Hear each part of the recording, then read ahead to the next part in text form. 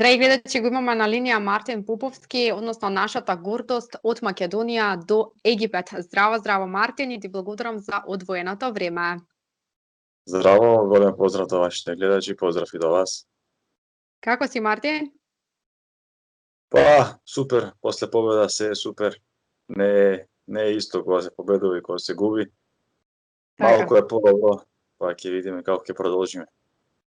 Јас сакам да ви честитам и честитки, како што и самата сега кажав, дека вие сте нашата гордост и само напред. Ние сме тука да ве бодриме. Сега е без публика и навистина ни е жално, секако знаете дека можете да почувствувате таа поддршка од сите нас, бидејќи сте нашата гордост. Каква е таму атмосферата? Како сте вие? Кои се импресиите? Па, фала му на Господ, до сега сите сме здрави, немаме проблеми, немаме повреди, немаме проблеми со ковид.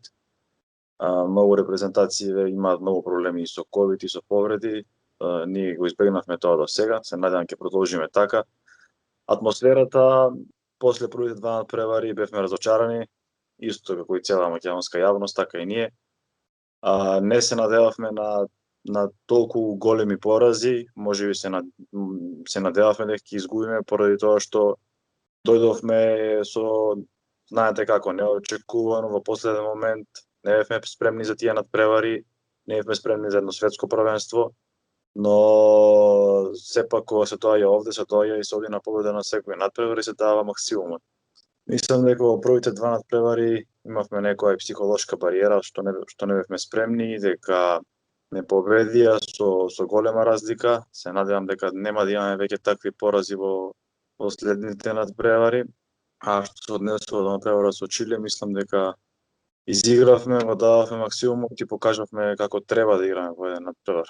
Па ќе видиме сега како ќе продолжиме. Така, вие покажавте како се игра Македонија. Како треба да се игра? Сега можам да забележам дека сте добра, дека се е во ред таму. Кажи ми каква е атмосферата помеѓу вас, како се подготвувате за време на тренизите, на што треба да внимавате, како одат тие работи? Па да, време има многу малку, практично пред секој противник имаме само еден ден за анализа и за подготовка. Немаме повеќе време да спремиме. Овде тренизите се ограничени на 1 час. Се патува до сала 1 час, таму се тренира 1 час и назад повторно се патува 1 час поради ковид. Се е ограничено, времето е многу мало, повеќе се спремаме со видеоанализи, ги анализираме, помалку во сала, но како е за нас така и за сите. Тоа што се однесува до тренинзите, се е во ред и сега ни престојат уште 3 анализи на следните 3 надпревари, но не можеме да анализираме вториот противник кога прво го имаме Словенија како прв противник, прво не ќе анализираме, па после имаме еден ден за Русија, еден ден за Белорусија и тоа е тоа. Така, но само храбро и смело, кон зацртаните цели, знаете дека имате поддршката и дека ние веруваме пред се во вас. И сега, дали ви фали публиката? Да, публиката, без публика поради ковид. Посебно на нашата репрезентација многу ни фали, знаеме што значи за нас публиката, секогаш е наш осми играч на терен, но што е тука, јас кажав, значи ова е за сите репрезентации, не е само за нас. Се надевам дека ова ќе заврши, дека ќе се врати публиката во сала, можеби не за ова правенство, но за следните надпревари кои што престојат, бидејќи спорт без публика не е спорт. Така, Мартин, знаеш дека ние навиваме од дома? Да, знам. Знаеш ли како ние нам? Сега, да, вие само на тоа помислите дека ние навиваме од дома. Дека сме со вас. Сега, Мартин, знаеме дека во репрезентацијата сте станели помлади и нови играчи. Како функционирате меѓу себе? Колку е важно тоа разбирање помеѓу вас? Функционирањето, што може да се каже, вака има група на поискусни играчи со неколку првенства позади себе и половина, да кажам, група која што се дебютанти на едно вакво надпреварување.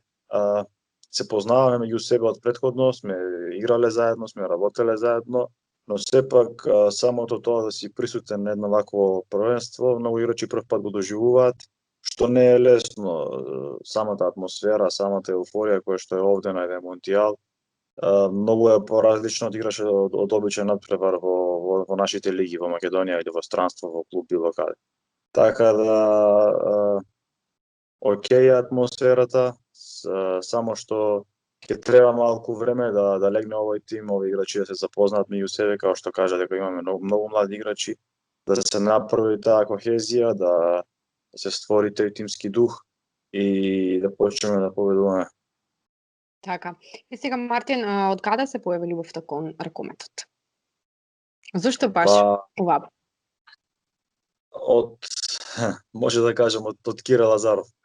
Сега сме Така. соиграчи, но љубовта кон ракометот ми се појави од него. На почетокот тренирав фудбал, го гледав него на телевизија, со репрезентација и во сала. Моите другари тренираа ракомет и тие ми рекоа, па дојди со нас, пробај, и така почна се. Така. Кире ми беше гол и после продолжив почнав да тренирам и продолжив со ракометот. Добре, сега за тебе представува и голема гордост што можеш да играш со него. Да, И во за мене рамо до рамо со него. Да, точно. Голема чест ми е што сте со нас, горцум на тоа што достигнав да играм со него. Се надевам дека ќе издржи уште некоја година да ни помогне. Тој ни е многу битен, не само од играчки аспект, туку и психолошки аспект за играчите. Па му посакувам здравје, се надевам дека ќе биде се во ред и ќе биде со нас. Така. Еве ние во овој момент го поздравуваме Кири, се надевам дека можеби во следна прилика дека ќе можеме заедно вака да помобитиме и ти и јас со него, за да ги кажете вашите импресии по надпреварот. И сега Мартин беше играч на Вардар, два шампионски пекари, сега во македонската репрезентација, но исто така и во Швајцарија. Кој е твоето досегашно искуство и што те научија тие години? Па ме научи едно, дека треба да одиш по патот, никогаш да не застанеш, треба да работиш, да не се откажуваш. Има многу пречки, можеби вака изгледа се глатко, но у позадина има многу пречки кои што ти се испречуваат на патот. Треба да издржиш, да го поминеш тој пат, на крајот успехот си доаѓа сам. Треба да се работи максимално, да се трудиш.